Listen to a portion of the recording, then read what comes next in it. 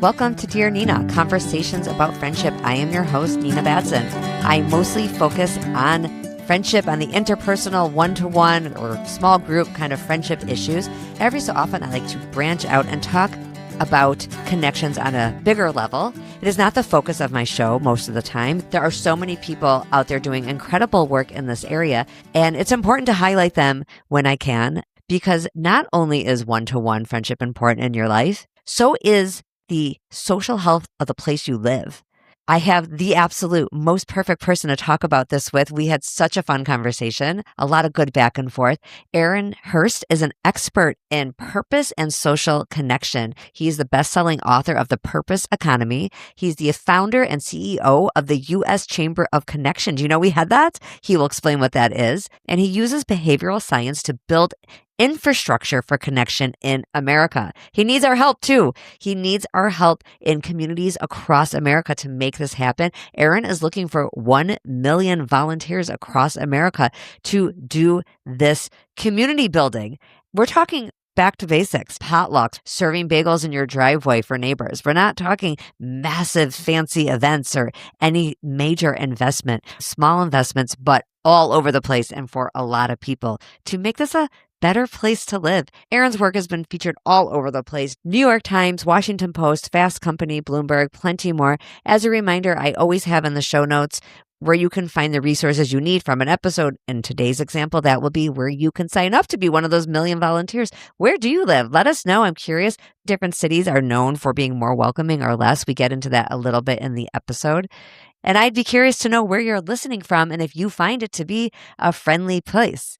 The best place to do that would be in my Facebook group at Dear Nina the Group. I always have a thread for each episode where you can make comments. And of course, on Instagram and TikTok, you'll see this episode on YouTube if you want to watch us talk, and you can comment there with where you live and how you find that city to be. That's also at Dear Nina Friendship on YouTube. And finally, I have a newsletter on Substack, dearnina.substack.com, where there will be information on this episode where you can sign up to be one of those volunteers and discuss where you live, what could use improvement, and do you want to be part of that improvement? Let's get to my discussion with Aaron. Aaron Hurst, welcome to Dear Nina. I'm so glad to talk to you. I am beyond thrilled to be here with you. I love your series and love that you're focused on helping people with this issue. It's so important. And you really look at issues of social connections on a bigger scale. You know, like my podcast oftentimes is more on that one-to-one personal relationships, the stuff that we do to get in the way of our own friendships. And I'm always trying to help people make it easier. And you're looking at something that I also like to talk about, but not as often, much grander scale. Can you explain, before we dive into it, what is the Chamber of Connection? I think most of my listeners don't know that exists. Well, we're relatively new, so I wouldn't be surprised. So about 150 years ago, the U.S. Chamber of Commerce was created to redesign our country around business. It did an amazing job of building a country where businesses have more rights than people do. And when I started the U.S. Chamber of Connection, I was like, that's what we need to do, but now we need to redesign society to be connection first. We need to bring together all the leaders working on connection, come together to actually fundamentally put connection at the center of how we design our cities, our neighborhoods, our jobs, et cetera. And in the age of AI, like the consequences of not doing it really is that we lose our humanity. If we don't continue to invest in social connection, humanity is gone. The forces against connection are just too great to overcome. I agree so much. I mean, it cannot be overstated. The stakes actually are huge. It's the greatest challenge in our society today, and yet people don't think of it that way. They don't think of it as a cause. They just think of it as something that's happening in the water that's not the way it should be. But when you look at every social issue, they're all being affected by the decline in connection and trust. Until we address this, all the symptoms are not going to be solved for us. I believe strongly in it. But I do want to say, Nina, my journey to a large degree was personal. Yeah, let's hear. I went to a meditation retreat down in Baja for the Modern Elder Academy, which is a great program for those of you over 35. And that's how they define an elder, over 35. Wow. And I did a week there, and there was a meditation instructor, and he asked, what is it you most want in life right now? And I've been a CEO, entrepreneur, father, traveling nonstop, and it just struck me like lightning. Friendship. I don't have enough friendship in my life. I haven't cultivated the friendships. I've been traveling nonstop. I have friends, which are my employees, but that's not the same thing. I had a real deficit, and I did a practice 1 week retirement to see what would it be like to retire right now. And I was like, I have just totally underinvested in friendship. I've totally underinvested in hobbies. I need to change this. But then he asked a follow-up question, which was really powerful, which was, whatever it is you want most in the world right now is what you need to give. This was really powerful to me because I thought, okay, this is not just about me making friends, but actually this needs to be my purpose right now, is to figure out how to help everyone address that need. How do we build the systems in our cities and our neighborhoods across the country for everyone to make sure that they have the best chance possible of connecting? And that really, at a personal level, was the impetus for the U.S. Chamber of Connection. I started inviting strangers over to my house for dinner. I have 8 to 10 strangers every 2 weeks came to my house. I made them dinner, served them dinner, and had a couple questions for them about their experience with connection, started understanding what their journeys were. And then out of that really came up with what I'm hoping will be an important part of how we address the issue. I have so many questions for you. First of all, on what you just said, how did those people know about these dinners? It was a mix. Like, I'm super social, so I talked to a lot of people, and everyone I talked to was like, I'm having dinner. I have a whole model for dinners. So they're Tuesday nights because people don't have plans on Tuesday night. And if they say they do, I'm like, well, I'm having another one 2 weeks from this Tuesday, and you're definitely free on that date. And I was like, I'm putting you down right now. I'm not asking you, like, you're coming to dinner, and like had a very high acceptance and show up rate as a result. And then I would do things like when I would speak at a local conference in Seattle, from the stage, I would just say, here's my email if you want to come have dinner at my house. You're all welcome. And just a handful of people would have the courage to sort of raise their hand to do it. And then I did one which got a little bit of press attention. I did a dinner only for Aarons. Oh, yes, I did see that. Which was so fun. So I just went onto LinkedIn, typed in Aaron Seattle, found about 150 Aarons, just started inviting them on LinkedIn and saying, hey, do you want to come to an Aaron dinner? It's amazing. And then I had them all come. And it was so fun just to all share how many similar experiences we had because of our name. Wait, Aaron, I did see that. I remember not even researching for this a while ago. When you're saying this, it's coming to me. I am telling you, it is a real thing for Ninas, and it's probably for all names. If I meet another Nina, because it's a more unusual name, we are immediately connected, and we are from all different backgrounds. Yep. And there's nothing else in common. What I found is there's a lot of self-hating Aarons, as I call them. Like, it was interesting. One of the questions we asked was, would you hire another Aaron? Quite a few people are like, no, I would not. Is it the double A?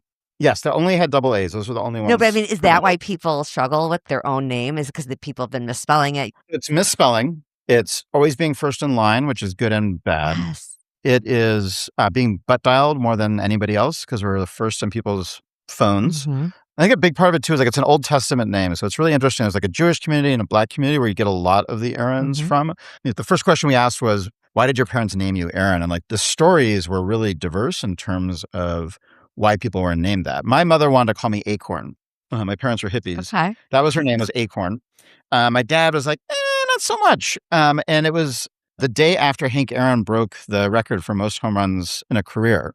So he just happened to see the name on the newspaper at the hospital, and that was the source of the name. Told my mother she gets the A, but the rest of it's going to be different. So it's just fun to hear everybody's stories about why they were named Aaron. That's a great compromise. But okay, Yes. That was important though, because it's just a good example of you can connect on something like this really low-hanging fruit. It doesn't have to be every part of your life is matching in order for a community to come together and create personal connections, but also a larger group kind of thing. You had a personal story about your own history, your grandfather, and what even put you into this kind of social thinking work in the first place. And I'd love to tell it here if you don't mind. Yeah, no, of course. Happy to. So when I was like grade school, middle school, my grandfather took me into his closet. This is not a story about something that was inappropriate, so don't worry. It definitely sounded like it could have gone I that know. way. And that would be its own story if that happened, but thankfully it was not. And he opened up a box and it was a piece of paper that said Adolf Hitler at the top of it. He had actually, as a naval officer, was one of the first officers in Hitler's bunk at the end of the war and had stolen it off his desk.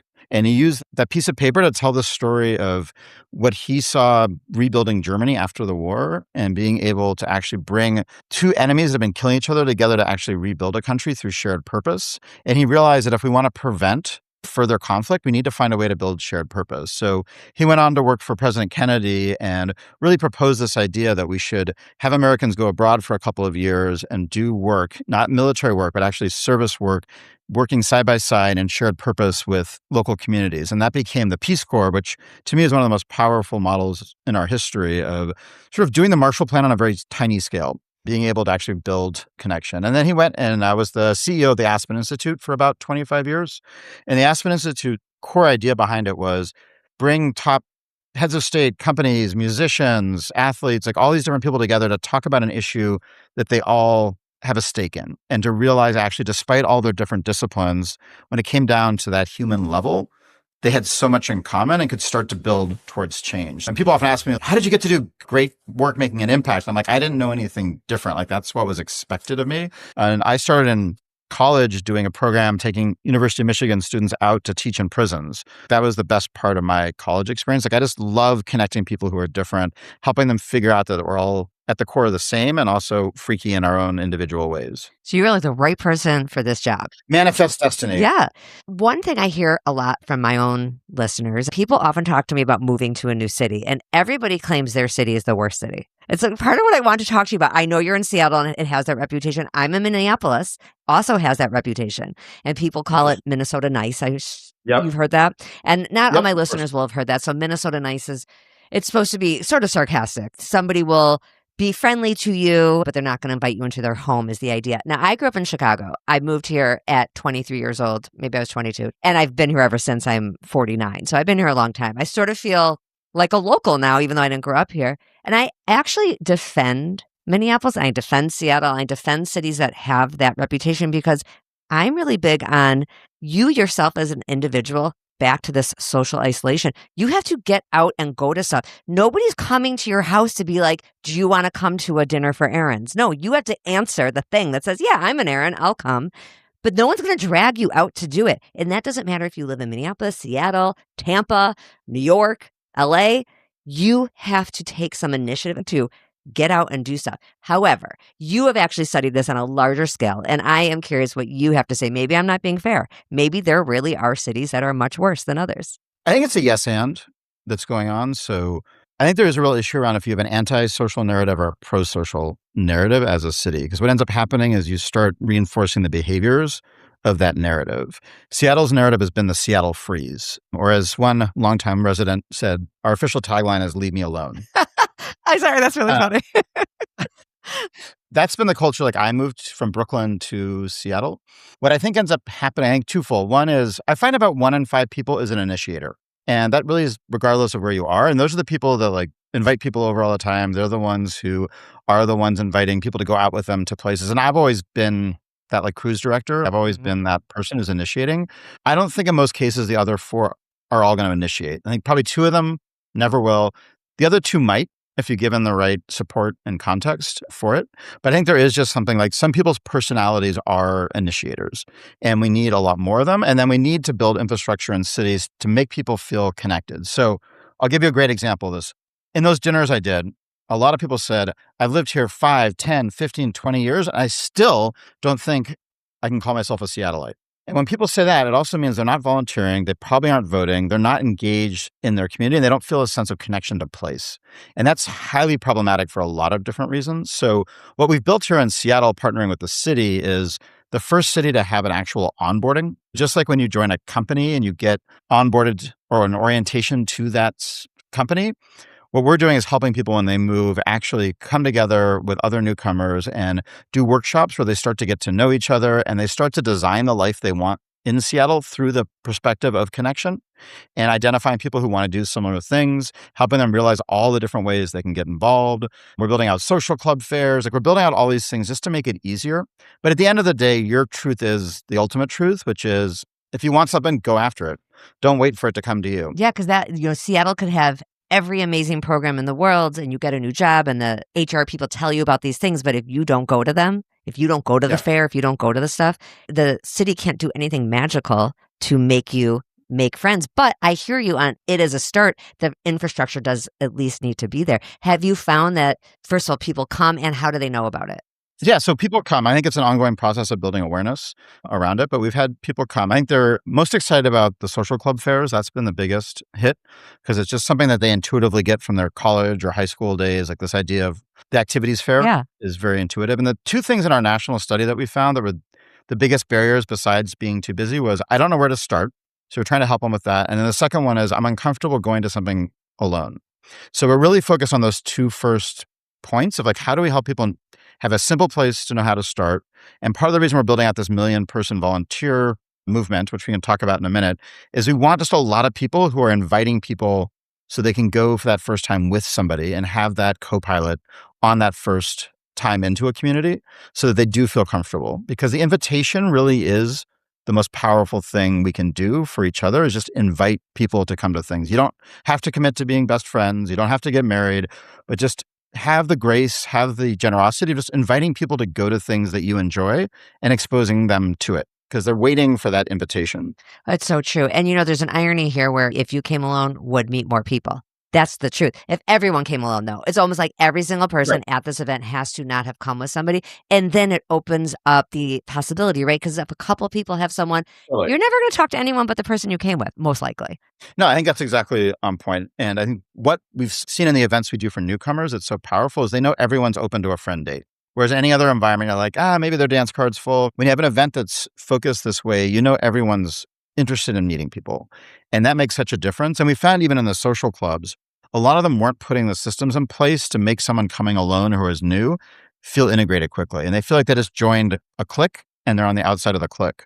So a lot of what we've been doing is trying to build systems to train community builders on how to actually help that individual, that newcomer, accelerate their sense of belonging into that community.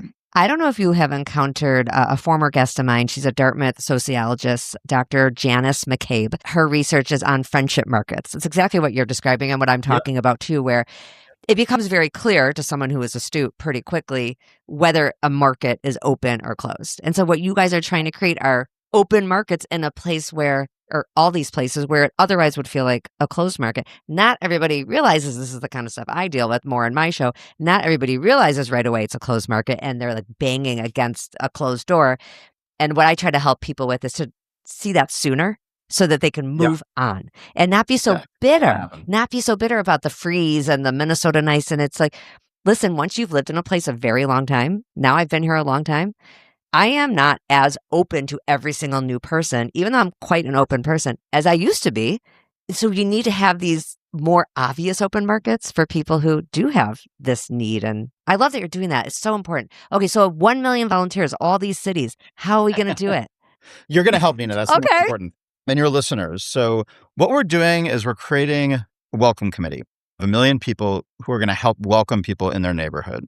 It means both welcoming newcomers, but we also found 50% of American adults right now are lonely and disconnected. And we want to invite them back and welcome them back into social society, into social life. So it's not just about newcomers. It's really about helping those that need that invite to get out there and to do this. What we've built is a program where people can sign up to be a welcome committee member for their neighborhood.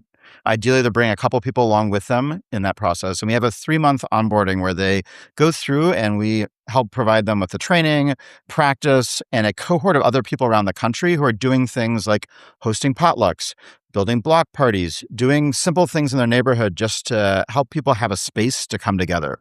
And they're raising their hands to do this. And when one person does it, it can help a block start to actually know who they can count on and to be able to have support. When you get people throughout a neighborhood doing it, you start to change the culture of that neighborhood. A friend of mine did it in her apartment building, and it actually changed the property value because people wanted to live in that building. So they're creating the energy and the consistency of that social connection. And what I believe is if we can get 1 million people, so we have people in every neighborhood in America doing this, we actually have a chance of shifting our culture as a nation to be pro-social, to be about connection as a priority. And that those same people who are doing that can then become experts in what's going wrong in your neighborhood and where are their challenges. Collectively can also become lobbyists to the local city to say, we really need these changes made to help with connection. And as a force nationally, with 1 million volunteers, we can have a voice in federal government as well.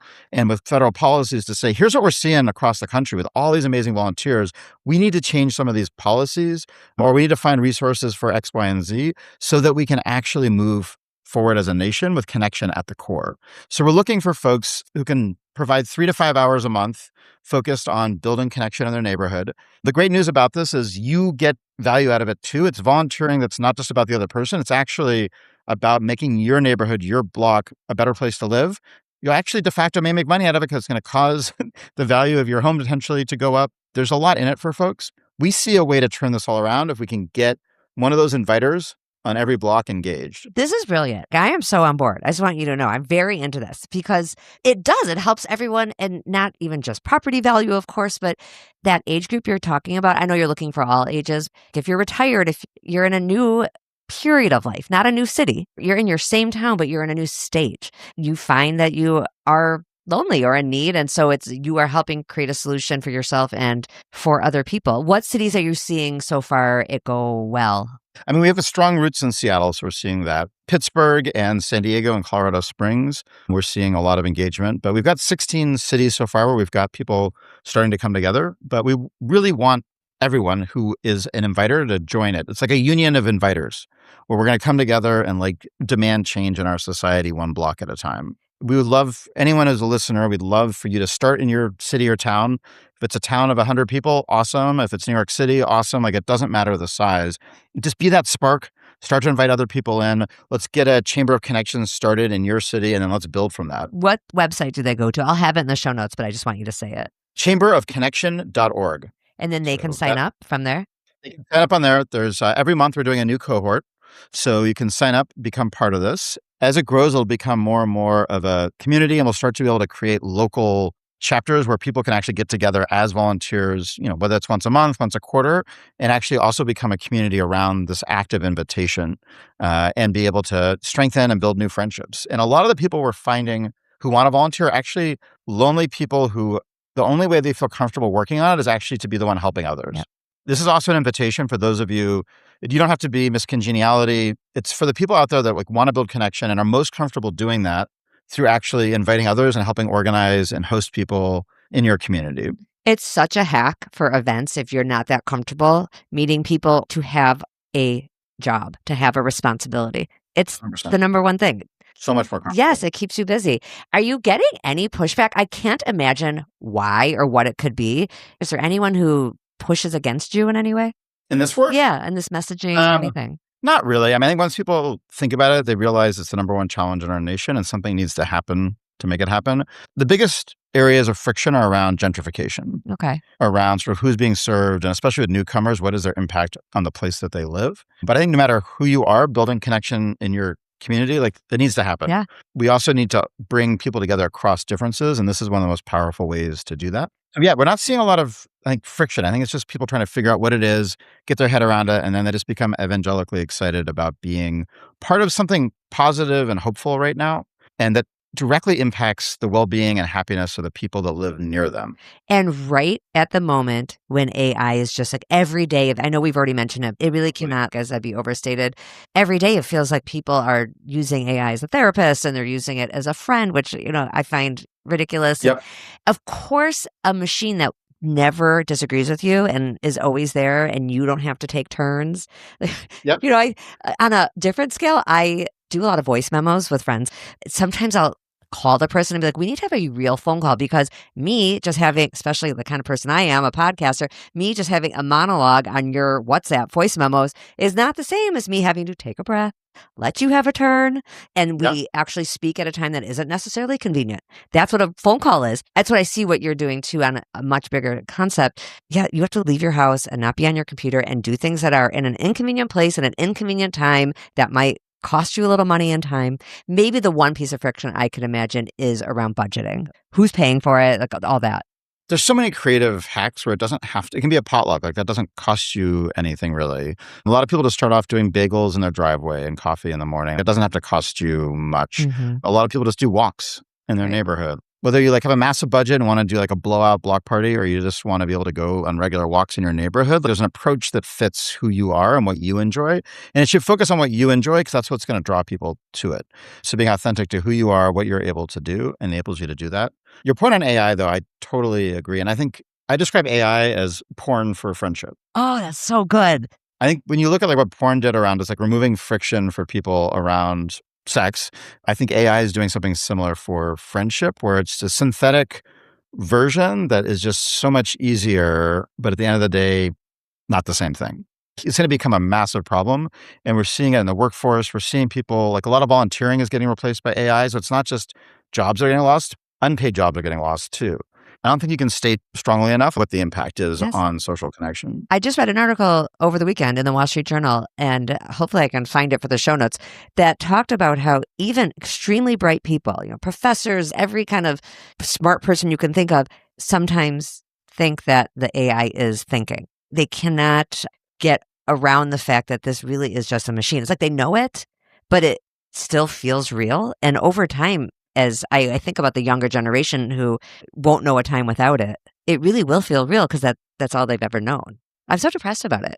Absolutely. And it creates this negative flywheel where we get busier and busier. So we have less time in theory for people. So AI becomes more and more attractive. But AI actually doesn't take work off, actually causes us de facto to do more work. So we become busier. So it's creating this cycle where people are just doing less and less social connection. And it's the monetization of our attention, yet again, like it did with social media. The only way we can fight back is building block parties, potlucks, having people over for dinner, joining social clubs. Like these are the things that are really going to make the difference. Really back to basics. I'm seeing this across the board, even in a parenting sense. My kids are a little older, but I have friends with younger kids, and they are doing this tin can phone. I don't know if you have seen this. I've seen those. Yeah. Friends of mine work there. Yeah. This reminds me of just having bagels on your driveway. That to me is the adult version. They are reinventing the telephone, if you think about it. We've already invented that. We're reinventing a block party. That is not new.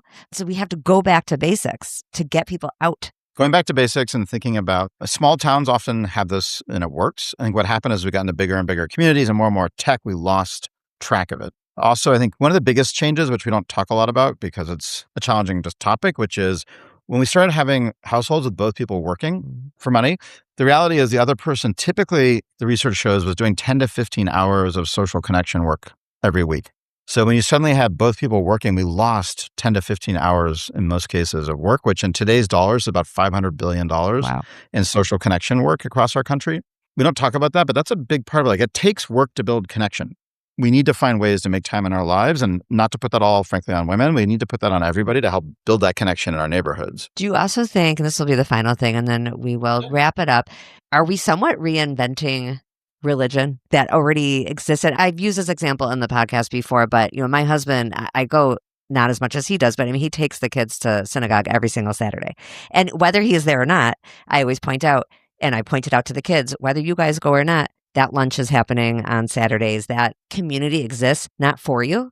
You're part of it, but it exists above you. I don't just mean in a religious above you. This lunch is happening. This service is happening, whether you guys are away or not.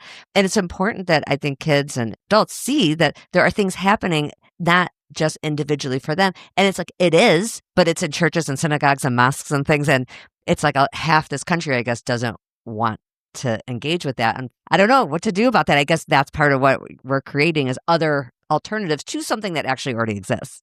It's another yes and. I think none of this is new. Like we as people are biologically wired for connection and trying to find different ways to do that. Structured faith-based communities often do an incredible job of that. They've studied it. They know how to do it in a way that's highly effective. It's not always bridging between communities, That's which true. is another need. So there's a need for that. We see the same thing with like different diasporas. The Indian immigrant community here often is very tight and there's like really strong connection. It's not always around faith, but we moved here, we have a different culture, we create restaurants, we create community, we support each other. So you see it happen there.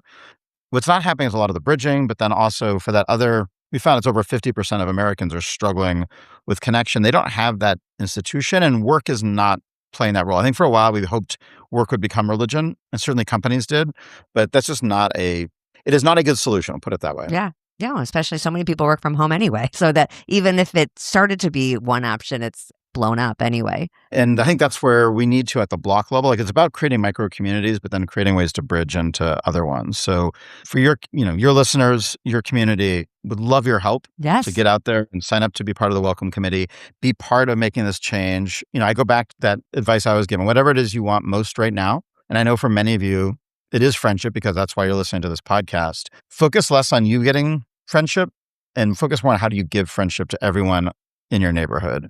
If you do that, you'll also get friendship through that process. And it's actually through shifting the mindset towards how can I give friendship that I think we can unlock this for you, but also unlock it for society. Aaron, that's a perfect place to end. I think that's a wonderful message. Dear Nina listeners, please get on board. I'm going to have all the ways that you can find Aaron's work. I know he's big on LinkedIn, but I'll have the Chamber of Connection sign up right in the show notes. And thank you for coming here to explain it more, because I could never explain it as well as you. Of course, it's your baby. And I love what you're doing, and it's clearly helping so many people. It's a tough topic because so many of us just assume we're born with the skills and knowledge around this. And not only are we not, there's so many structural things happening today in society that are making it harder. So it is great that you're providing a resource for people to really be seen and to know how to move forward. Thank you. Thank you for saying that. And I'm glad we're connected now. And I end every episode saying to my listeners, when our friendships are going well, we are happier all around. For you, for this episode, I'm going to expand that to your neighborhood, your community. When it is connected and going well, you're just happier. Amen. All right, listeners, come back next week. Thanks, Aaron. Thanks, Nina.